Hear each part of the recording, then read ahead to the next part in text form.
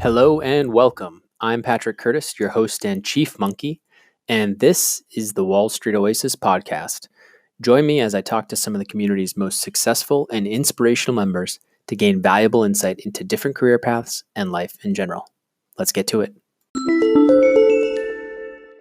In this episode, Joshua shares his path from Princeton to investment banking at Credit Suisse.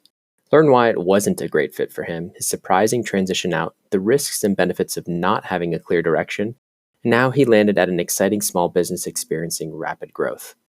I really enjoyed this chat because there was a lot of honest reflection about burnout, private equity recruiting, trying to find your way, and the importance of exploration and faith in your abilities to find interesting opportunities, many which you'd never know about unless you were actually actively looking. Also, with this being episode 100, I just wanted to give a quick thank you to all my listeners. This podcast has been listened to over 170,000 times, which is just awe-inspiring and surprising given that we started it less than a year ago. So thank you again to all of you that tune in. And as always, feel free to reach out, give me feedback, and help us keep improving. Thank you.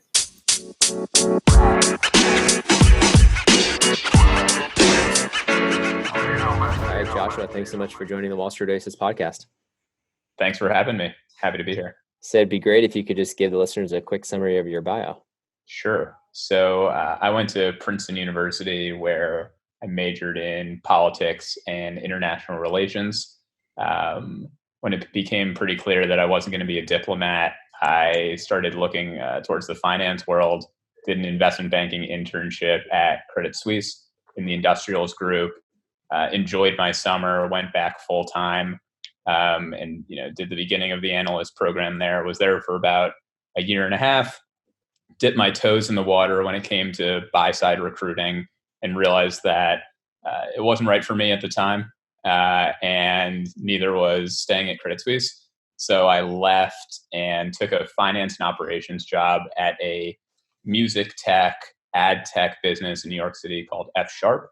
So I was there for a little while running everything from accounts payable, accounts receivable, to benefits, to HR, before leaving there for an opportunity at Conservative, which was actually called KBB Partners at the time. I was the first employee there after the co-founders in 2015, and I've been there for nearly 5 years. It'll be 5 years in July. So I started there as a senior analyst, and now I am the co-president and chief operating officer. Awesome. Congrats. Tell me a little bit more about what you guys do there. Yeah. So Conservative is a platform where we advise and support high-end professional services firms in some of their major spend categories. So we help them spend efficiently and save money in travel, market data and research, insurance, and IT. Mm-hmm. And our customers are investment banks, private equity firms, hedge funds, and law firms. And we, where we can, aggregate their spend together and negotiate on their behalf as a group, so we get better buying power in those categories that I ran through. Very cool. I love the business model. Really interesting. It's like one of those group. I've seen that in other spaces. I didn't realize it existed in like the financial. Yeah, it's pretty common in like healthcare benefits for mid-sized and small companies. And there's a big company called Core Trust that does like UPS and pallets and things like that. So we've assembled a really interesting buying group of high-end professional services, buying things that are expensive in opaque markets, and giving boutique mid-sized firms the type of leverage that's usually reserved for the JP Morgans or Goldman Sachs's of the world. Very cool. So let's go back to your story all the way back at Princeton. Let's talk about specifically, even getting into Princeton is super tough. So congrats on that. But just in terms of like your life there and your major and kind of shifting, what kind of prompted you? You said when you figured out you weren't going to be a diplomat or whatever. What prompted you to like be attracted to finance? Was it just because a lot of your buddies were doing it too? Yeah, I mean, if you're at Princeton, it's some crazy proportion of people go into investment banking or consulting. Yeah. My path was a little bit less direct. I wasn't sure that's what I wanted to do. For my first summer, after my freshman year, I just ran an SAT tutoring business. in my hometown. So it wasn't like I was predestined to work in investment banking. You're entrepreneurial. Yeah, exactly. So I was interested in education and being entrepreneurial. So did that. And then the following year, kind of by coincidence, I got a internship at ISI, which is an equity research firm that was since acquired by Evercore. Oh, cool. And that was really my introduction to the world of finance. And I liked it. And I liked the research side of it, but didn't think that that's where I was really best suited. So I got back on campus the next year, and a bunch of guys who were my mentors on a personal basis were a year ahead of me, had gone through that whole process and recommended that I try it out. So I bought the Vault Guide and just rehearsed. And I think part of it was that I can't believe you didn't buy the WSO guide. Come on, man. No, just kidding. Oh no, we should have briefed ahead of time. No, that's fine. That's fine. I looked at every still resource around. I could. I'm sure I was on your site as well, and to learn about get interview tips. And that's proof that this is not scripted. Yeah, exactly. It's not. I can confirm. So I was also at a point where I really wasn't sure what I wanted to do. Right. I intentionally went to a liberal arts school because I didn't exactly know what I wanted to do. But then it got to the point where I was like, okay, I should really develop some skills that are marketable. And one of the things that being at a target school is that they come to you, and learning from people who are older than me was, okay, here's the process, which is these are essentially the interview questions they're going to ask you. Here are good answers to them. Here was my experience at this bank or the other one. So I felt really well prepared for it. And it was satisfying to me as someone who's driven, academically without, really knowing what I wanted to do with my life, to essentially have a path to follow and instructions to follow. Mm-hmm. I don't know if that's super inspiring, but it's really the truth. No, I mean, similar to me. I mean, I was at liberal arts. I was at Williams, and we were basically I felt the same way. It's like almost like you're good in school, but it doesn't mean you really know where you want to go or what you want to do. And for lack of a better place, I mean, I think there's a lot of smart kids fall into that same boat. It's like, oh, you can go somewhere where you're paid really well. It's fast paced. You can learn a lot. Yeah. It's like, hey, what's not like? Then you can live in New York. Exactly. I mean, I had friends who knew they wanted to be doctors, or friends who knew they wanted to be lawyers, or friends who knew. One of my best friends is a philosophy PhD, and he's now a professor. Mm-hmm. That's great, but it wasn't what I wanted. But I did know I wanted, just like you said, something fast paced where I was surrounded by smart, ambitious people. Mm-hmm. And that was the way to get there. Did you have any sort of reservations? I know during this time, like while you were in school, there was a lot of like the Occupy Wall Street. Did you feel ever any pressure like from family or whatnot not to go into that, or are they in finance? Well, I grew up in suburban New Jersey, right outside Manhattan. So my father's in finance, and a lot of their parents are too. So I had a different perspective at the time.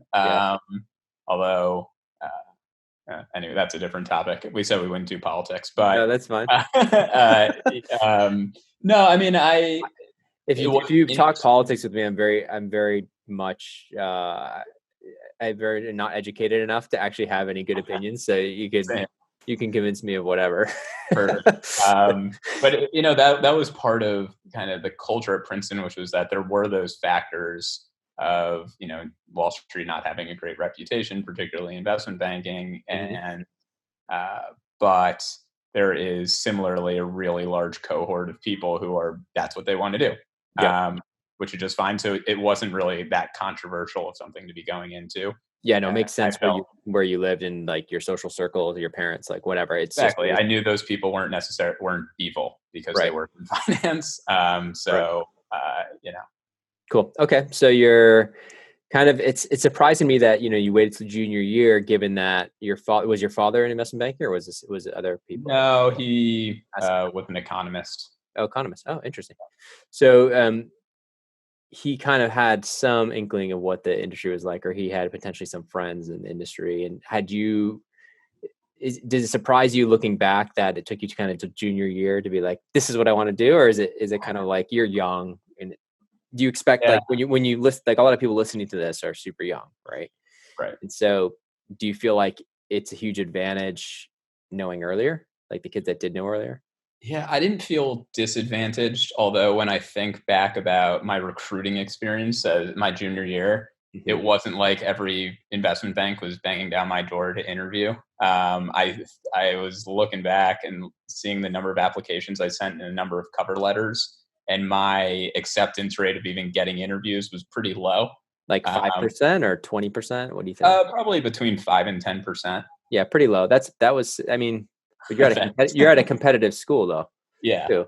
So like Yeah, you're I was applying for investment banking and also sales and trading without actually being that interested, I think, in the sales and trading side. So yeah. I sent those interviews out, and maybe it came through in my cover letters that I wasn't that interested. Um, but I think that there were definitely people who were better prepared than I was, and they probably got more interviews and did better at those interviews. How But do you think they showed that they were more prepared just by having an internship like somewhat related to finance in their freshman and sophomore year? Because yeah, I'm not sure. I'm or not sure or how important. GPA or Yeah, like GPA. I think my GPA was fine. I think maybe they had better answers for why are you interested in this? And Mhm. my answer to why I was interested in it was probably pretty similar to how I just answered your question about it, which was like, yeah, I Yeah, don't really know what I want to do, but you're giving me structure, which is, not that great of an answer when you're a job candidate.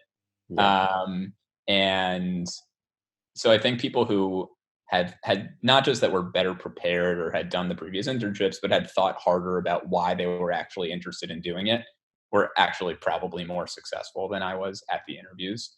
So do you Um, feel like so when you said you applied in around 5-10%, whatever, was that the application to interview rate, or was that the application to offer rate? So you're saying you applied to say 20 positions on campus. yeah, Around how many first round interviews did you get? You I say think I got about five first okay, round interviews. so it's like 25%, and Yeah, then and from then there. just two did I like really move through the process on. Hmm.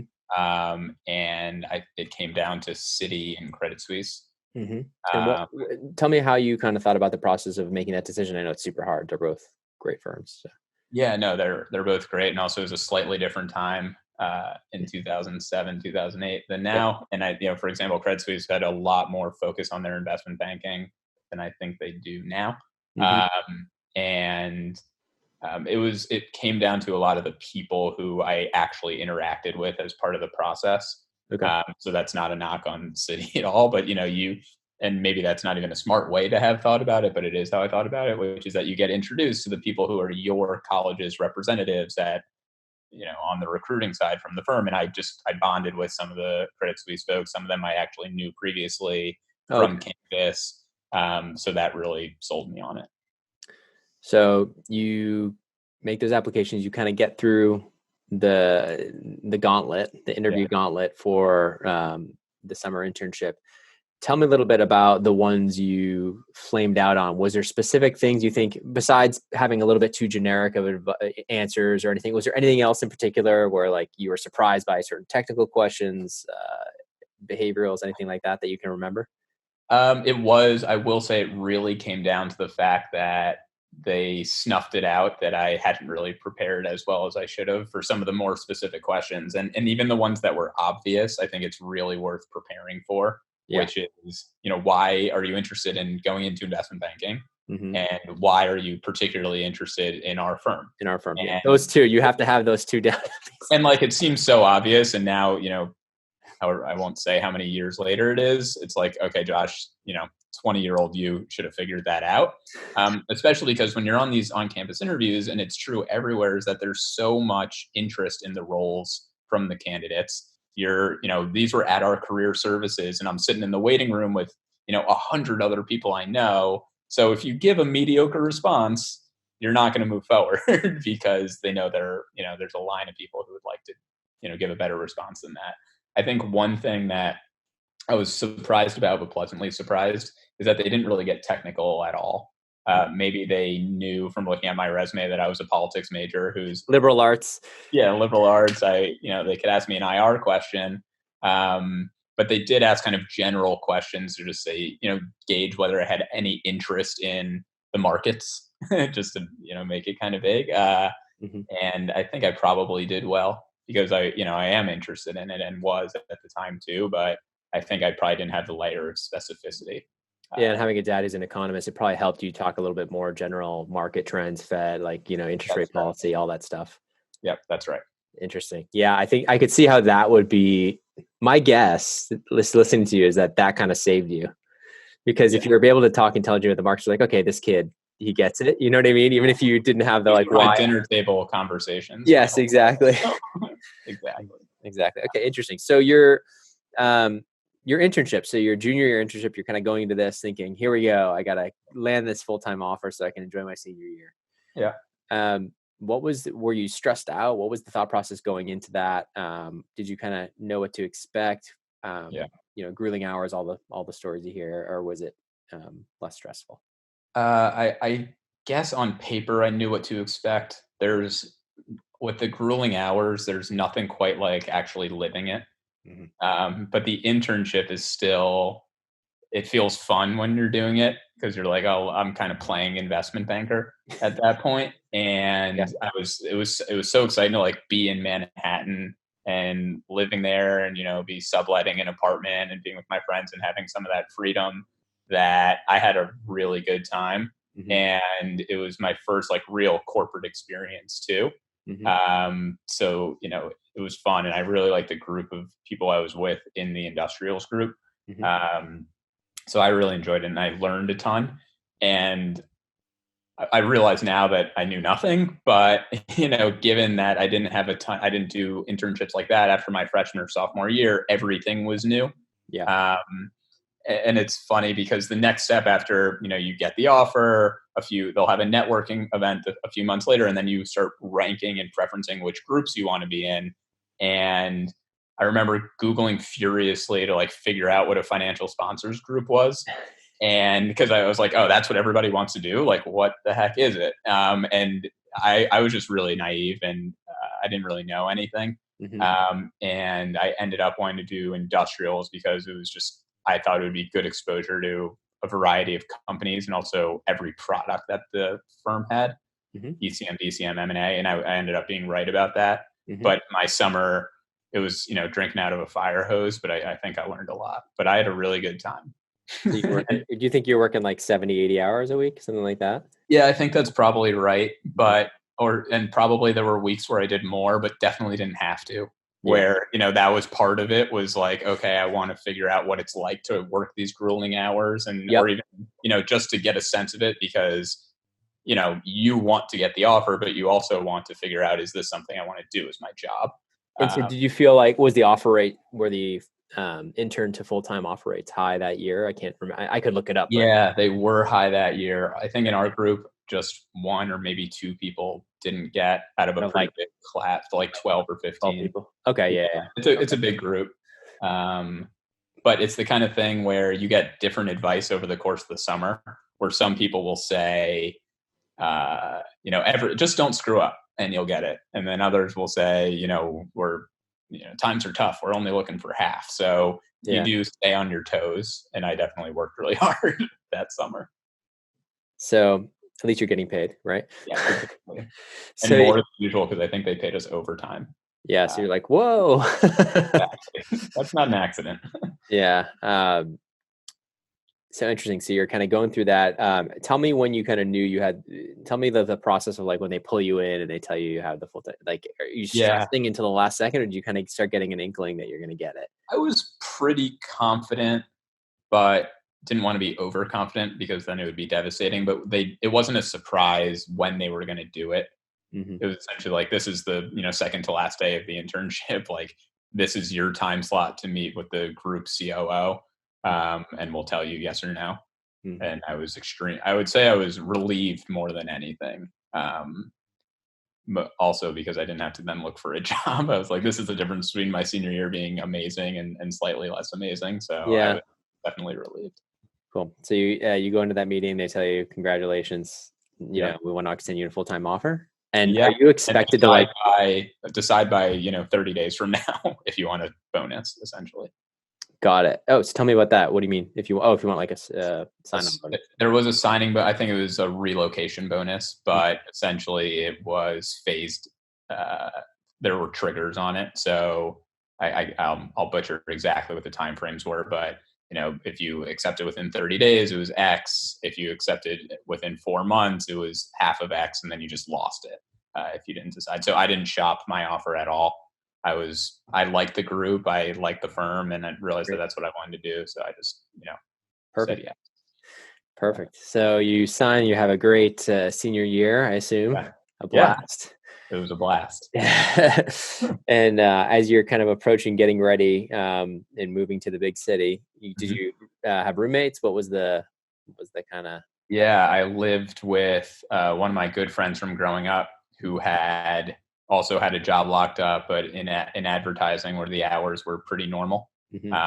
And I was able to push him to move to an apartment that was like 3 blocks away from the Credit Suisse building at Madison Square Park. So that to accommodate my hours. Nice. And then, in that summer, when you're in training again, it's pretty fun because there are all these networking events and you're meeting all these people. And, all the data room companies are throwing events for you. And you just have to remember to study for your series exams somewhere Like in there. like the Intralinks of the world. And Yeah. Oh yeah. That's awesome. Sorry, I'm just turning off my notifications. I'm getting beeped. And so I think, so you're kind of loving the training, right? And then reality hits, you get out of training and it's like, boom, you're thrown to the wolves. Yeah. I remember that time it was like trainings, like I was with Rothschild, they flew us to London, we're training, or like having like the best time ever. And then coming back, a little more training in New York. And then you're kind of reality hits of real life, real world work, and it's tough. The hours are tough. It's grueling, and I felt like I didn't even have an internship. So you probably were a little further ahead than I was. I knew nothing about like financial modeling. I was completely green. Yeah. So it was hard. It's really tough even before you start thinking about the hours. Is that the kids who had gone to undergraduate business schools were miles ahead of me when it came to the financial modeling. So I was pretty useless early on. Yeah. And that's not a super comforting feeling when you're in a high-paced, intense environment and you've realized that you don't know what you're doing. And then the first time where that happens and it's 2 a.m. can be, a pretty brutal feeling. It is incredibly stressful. Yeah. I remember I'm like a notoriously amazing sleeper. I can sleep like 14, 15 hours in high school. And I remember my banking days, like the first few months, I remember it was like one of the few times I hadn't slept for 20 hours and then I couldn't sleep. I had like insomnia. Yeah. Because it was just like, I was getting pushed by like an associate to figure out the model. And I think it's because he didn't know how to do it either. Cause he was like, he was an HBS grad. He's like, yeah, you're going to own the model on this. And I'm like, okay, you realize I have no clue. Is that what they taught you? Yeah, exactly. It was a hard life adjustment because my ratio of like sleep to exercise to caffeine was completely off. And that was compounded with being in an environment that's stressful, even when you know what you're doing, and really not having any idea. I didn't know how, one of the first projects I was staffed on was for a gold mining company. And, I'm looking at these extremely complex, forget about even the financial modeling, just like the operating models. And I had no idea what I was doing. And it's pretty scary to have no idea what you're doing when also the numbers that you're, making calculations on are like an order of magnitude higher than anything. And there's a lot of impact. So that's a pretty scary feeling. And it's an environment. I think this is probably different group to group and firm to firm, but mostly the culture is not, super like forthcoming about like asking for help and saying that you don't know what you're doing. So, even early on, you didn't feel like that a little bit. I mean, I basically, eventually the associate has to do something, right? Or I remember for me, it was almost like the associate, I realized, a few weeks in that the associate had no clue what he was doing either. Like he couldn't do it. And so then it was a total train wreck. And I realized the only way I was going to figure this out is like, eventually the VPs just ignored the associates, started coming straight to me. And I was like, look here, this, and I just started working directly with the VP. Yeah. And then it became so much more efficient. He sat down and trained me like with like certain basics, and that boom. And like I eventually within a few months became actually somewhat serviceable. And then 6 months I was a machine. Yeah, no, exactly. And I think you got to find the right people who are willing, because they're working crazy hours too, to set aside the time to help you. Yep. But you have to find who those people are. And it is, no offense to any of the listeners, it's probably not the first year associate who started the same time you did. Yeah. And it's oftentimes, some of the more A senior second analysts. a second year analyst is usually good, who's already checked out, who Yeah, like exactly. Who already got their buy side job, Yeah, is still here. exactly. That's a good piece of advice. Look for the Yeah, second or third year analysts who are headed out the yeah, window. They're checked out, but so they're not like super stressed about their stuff, and they may have a few hours here and there with that's their right. downtime to That's right. take your clueless self up the learning curve a little bit. So okay, so it's a brutal first few months, it sounds like, because you're just like floundering, Yeah. like I was. Who was that person for you? Did you eventually find somebody that kind of helped you? Yeah, there was um, my source of comfort were my own analyst class. I think we were pretty tight knit. It was, since the yield was pretty good from our intern summer. Yeah. We knew each other pretty well going into it, and I think it was collaborative instead of being competitive.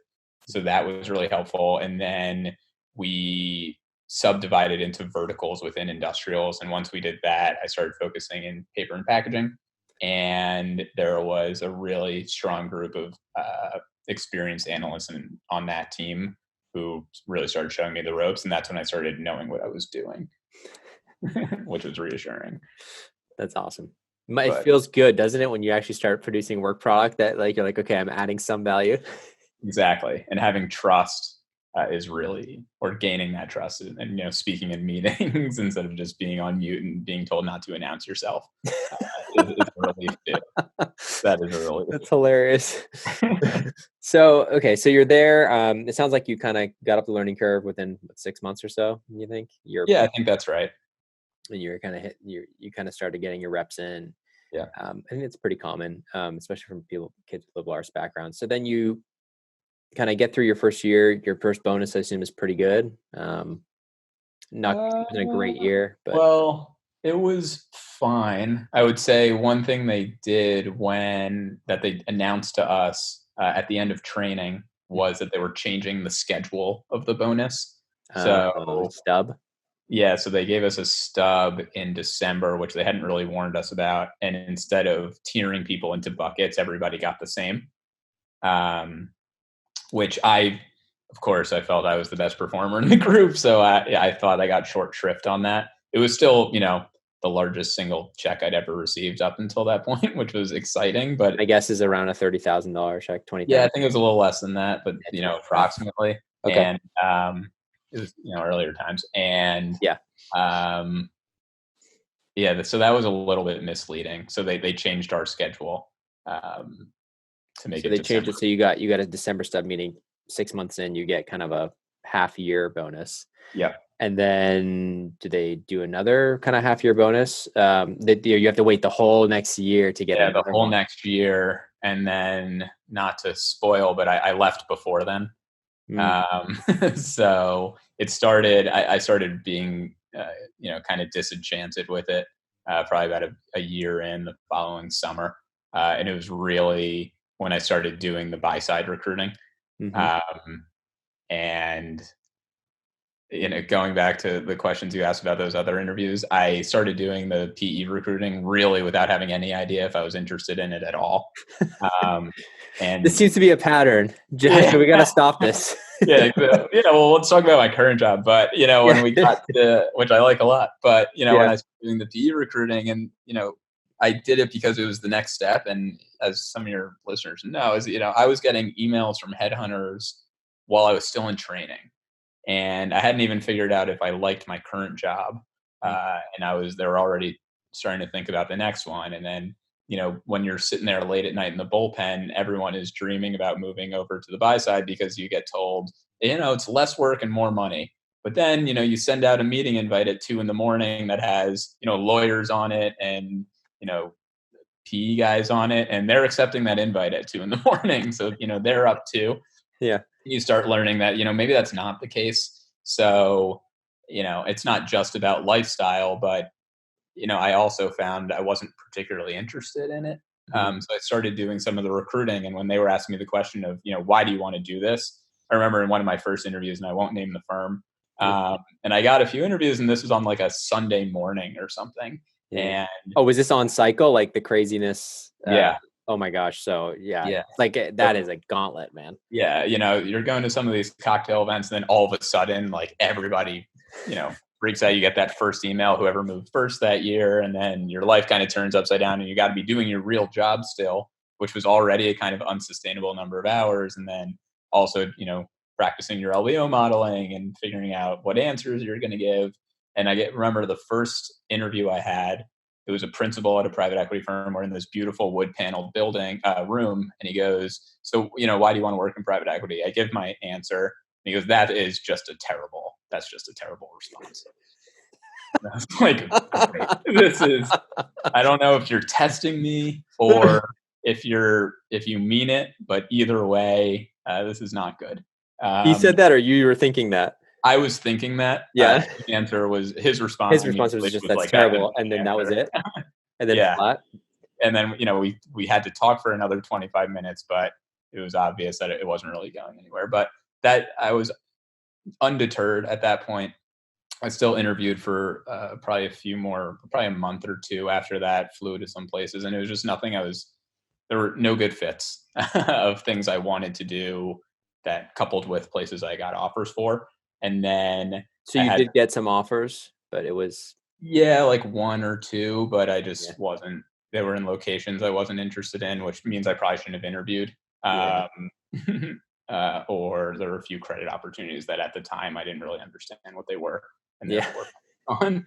I think it's so hard for kids that you're interviewing like a year out of school. Like you're barely, or you have the reps for banking, but you really don't even know. Like I remember being pulled aside by a fellow analyst at Rothschild.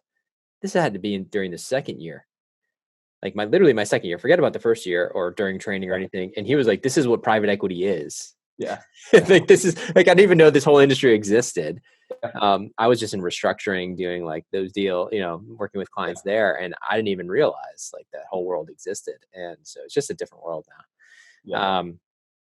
But yeah, I can see where if you don't have that conviction, if you don't have that early training, and you don't know exactly the way to kind of show any sort of passion, if you're kind of just more of a intellectual floater, let's call it, Yeah. you can struggle Right. because there's a lot of gunners.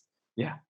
And Um, that's who should be getting the jobs probably, to be yeah. honest. And I don't think that I got, screwed by not getting those jobs. They probably went to people who were more deserving of it, had prepared more, and are probably better fits for the roles. Yeah. But when I was unsuccessful at it, that's when I started being introspective of, okay, Josh, do you actually want to do this? And maybe, this is revisionist history, but as an answer for the fact that I wasn't getting offers, but I really wasn't particularly interested in doing it. And what I'd learned in banking is that it really does become your life. And I know there are definitely people, and I have friends who have done the banking path and the P path and have carved out a way to manage their lives. I was not good at it. It drove me crazy. I was not good at maintaining my social life. I was not exercising. I wasn't eating well. So like all those things together made it pretty clear to me I need to make a change. Yeah. So I actually left CS without a job. And you left it before your full year bonus, before your first full bonus hit. That was the first thing my MD said to me when I quit. He's like, well, "You won't just stay for 3 more months and get your bonus." In retrospect, You looking back would? on it, I probably should have stuck around, but I didn't. Yeah, you probably gave up a good $60,000 to $70,000 or something like that. Yeah, now I would like to. After tax, it's like 30. Yeah, thanks. That's really Make nice you of feel to say. better. Yeah, exactly. But yeah, I knew myself wasn't handling it that well, and that this wasn't really the path for me. No, that's fair. By the end of my 2 years, I had to get out. The VP that really kind of I was closest with, who actually now runs the entire restructuring practice at Rothschild. He was like, basically, what number to stay. And Yeah. I was like, nothing. I was like, basically, like, if I had to give him an answer, it would have been so ridiculous. It would have been like $2 million or something like, because no amount of money at that point, like, could could have really made me be able to handle it Yeah. longer. Like, I feel like after those 2 years, I was just completely burnt. Yeah. Um, And what it took me a little while to figure out was that I felt the same way it sounds like you did, mhm, and that was okay. That didn't mean that there was something wrong with me or that investment banking is inherently bad. It mhm. was just that, it wasn't the right fit for me. Yeah, it's just Uh, reality. Yeah. yeah. And I had confidence. There is that feeling when, you've done through all that work to get the job, having confidence that like this might be the best paying job I could do right now as a 23-year-old, but I am confident that I can make it work for myself and find, additional future good paying jobs that are good for my career. That it's not the What gave only. you that confidence? Because I feel like for me, I just felt like I didn't know what I didn't know, and there's a little bit more of like I have to have something lined up. What gave you the confidence just to quit outright like that, or was it just like you had just reached the end? I'd kind of, it was a little bit of both. Like I'd kind of reached the end, and this, now I feel stupid, but I'll keep saying this was I didn't know what I wanted to do, Yeah, and I didn't as I would sit there and talk to my friends or my siblings or my parents, and they'd be like, "Well, what do you want to do?" yeah, And I didn't even know what jobs were out there. Like I had a few friends in advertising mhm, and a bunch of friends in finance and consulting, and then I was like, there have to be other jobs. But I was at the point where I was like, I don't even have the time to be figuring this out. right, So my answer to it was to quit and lay low and figure out what jobs were out there mhm. and make it, a full-time job or a part-time job to try to figure that out. So let's talk about that transition. So you quit. What's the first day like when you don't have to go in the office? Such a relief. It was amazing. It Yeah, was, I slept, and I at that point lived with two guys, and they both had, normal hour jobs. So it was kind of crazy to me to, be sitting on the couch at 5:30, and they would come home, and I was like, wait, there's a whole life that you leave in the evenings after work. mhm, And then, that was fun for a little while. And then I started getting antsy about not having a job or any income. So right. I started, just forcing myself to be on the job hunt. And so And where did you look? What did you start doing for your research? Like, in terms of, yeah, obviously talking to more friends, that type of stuff. In terms of what would yeah, it be was a lot of that. It was a lot of looking at cool companies that I was interested in whatever industry they were, and seeing if there was something where I could use my finance knowledge to give me a leg up. So, cool tech companies or startups in New York for the most part, and mhm. just combing through their career pages and also just talking to people. And so that's how you ended up at F Sharp, it was called? Well, that one's actually kind of interesting, which is that my former associate at Credit Suisse, his roommate or buddy was the CEO of that company. Their finance guy left like 4 weeks into my job search, and he hit me up and said, "Hey, my buddy's looking for a guy." I went in and interviewed, and started a few days later. So it was funny. I had this whole methodical search and then found it through an ex-colleague. It's usually how it works, Yeah, right? I It's really like that. liked it. I liked music a lot, and they were in the music tech, ad tech space. So it was a way for me to, use some of my skill set, but also find something that was at least adjacent to my interests, personal interests. And so you were there for a pretty short stint. Tell me why so short? The company was, I really liked the people there, and it was a good idea. I would It's say just that. a startup. It was just like, Yeah, it's interesting because it was a startup, but it also had like 55 employees, offices in New York and San Diego and London and Australia. So it was revenue generating. mhm, And there were just, the financial performance wasn't exactly what it needed to be. There was a little bit of customer concentration that was a little bit dangerous, and it was just not quite exactly what I thought I'd signed up for. right. In terms of, I was doing interesting like finance work, but More I was like also CFO. like, yeah, like CFO type work, but I was in way over my head. So Google was my best friend, which was good until it gets really scary because you have all these people who you need to make sure you can make payroll for. And so I was doing that interesting hard stuff, but also like office administration and office management things that I was not interested in doing at all. Yeah. Um, and that mix I didn't love. But I left that because the opportunity came it was called KBB Partners now called Conservative. Mhm. And that one I also found a guy who was my associate at Credit Suisse. another one of his friends was one of the founders of this company. So I found 2 jobs in a row based on references from my Credit Suisse associates. So that's been a happier path for me. I've been there since 2015. That's really cool. And so tell me how, before you made that jump from F sharp to conservative, were you like looking, like several months before kind of that connection was made, or was kind of like, it kind of just, it came to you? This one was organic. I probably should have been looking in retrospect, but I'd only been there at F Sharp for 9 months. Right. So I didn't want to, if you look at my resume and it's, couldn't finish his 2-year analyst gig and then leaves after a few months. So I Yeah. was ready to stick it out. And then this guy I'm still in touch with, who's my associate, reached out to me on LinkedIn and said, "Hey, my buddy runs this company. They're looking for someone who used to be an investment banker, but doesn't want to work in investment banking anymore. You should talk to him." I went on the website. There were all these buzzwords. I didn't know anything about procurement or strategic sourcing. And I said, "No, thanks." And he said, "No, you really should talk to them." So I did. I had the phone call with 2 of the co-founders, the CEO and the COO.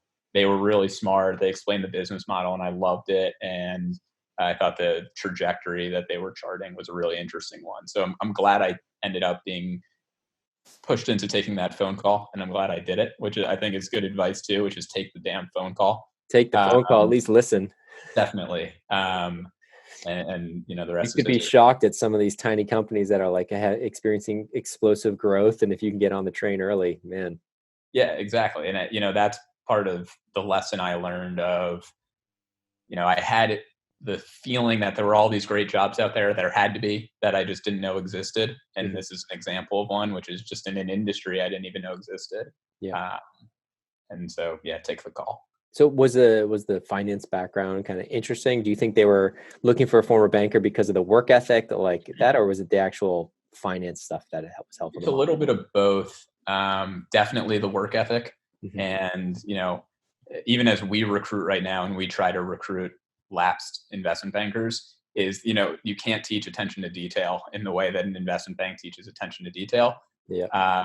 And one of our big businesses is we help investment banks and private equity firms and hedge funds source and procure and negotiate contracts for data providers and research providers. So like CapIQ, FactSet, Bloomberg, hundreds of others. Yeah. And these are massive contracts. And our clients a CFO would say, "Why the hell am I paying, $1 million to CapIQ? What does anyone ever even use it for?" So they wanted someone who had been an investment banker who could say, "Hey, this is actually how people use this. This is why you're paying so much money for it. And this is how critical it is," in addition to just negotiating the contract. So they wanted that background, less so that of, you could show the value of it, of this, not only negotiate good prices for the service provider for your clients, but also explain to your clients why they even have it.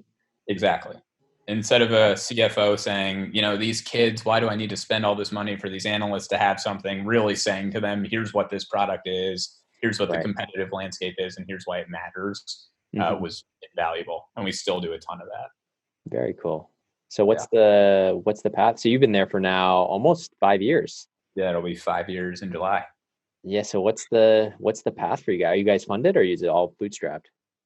We were bootstrapped for the company's been around 6 years. For the first 5 years, we bootstrapped. Our first customers who really had faith in us prepaid for the first year. They said, "Prove out the model and then go from there."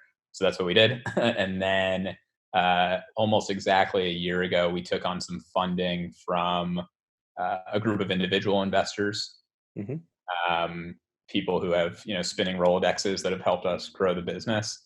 And really trying to pivot from being a small business consulting firm that's really services oriented to more of a tech platform. So we've spent a lot of time and investment over the last year building out our engineering team.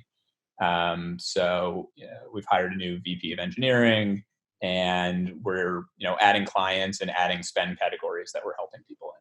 Are you at liberty to say kind of what you're building on the tech side in terms of why the technology platform is so important for the future? Definitely. So a lot of our business is aggregating volume together of our clients. For example, their air spend, so that we can, Goldman Sachs has a whole procurement team that'll go to Delta and say, hey, Delta, we spend $100 million a year with you guys. Give us the best corporate contract you possibly can. Yeah. Our clients, and I can't name them, but they're, tier below some of the boutique investment banks, M&A advisory shops and smaller, don't have the people internally to do that, or the time or the leverage.